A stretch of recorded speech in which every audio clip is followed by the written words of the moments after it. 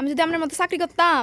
তাহলে 5 স্টার হোটেলে খাইতাম হইলে। আচ্ছা আর প্লেন দিয়ে আওয়া যাওয়া করতাম হইলে। আচ্ছা আপনার মতো এত কিট্টামি করতাম নইলে। সত্য কথা হ্যাঁ একটু ধৈর্য ধরেন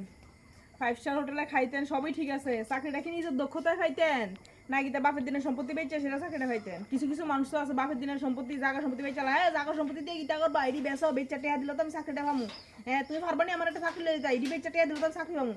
বাপের দিনের সম্পত্তি বেচে চাকরি লয় বুঝতে নিতেছি দক্ষতা নাই আর কেউ আছে দক্ষতা দিয়ে চাকরি করে আর যারা দক্ষতা দিয়ে চাকরি করে তারা চাকরির টাকার দাম দিবে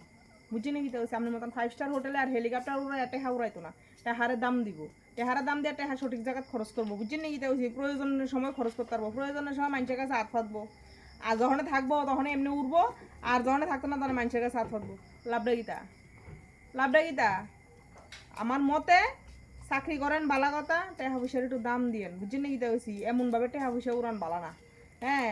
আর ওই যে নতুন বউর মতন ঘটনা আরই মনে করেন অন্য বিল্ডিং টিল্ডিং ঘর টর সব রেডি করে বউ আনে বউ তার ঘরের মর্ম বুঝে না সামনে তোদের ডোয়াই ফিস তোদের বেরিয়ে বেড়া চাকরির মর্ম বুঝে না ঘরের মর্ম বুঝে না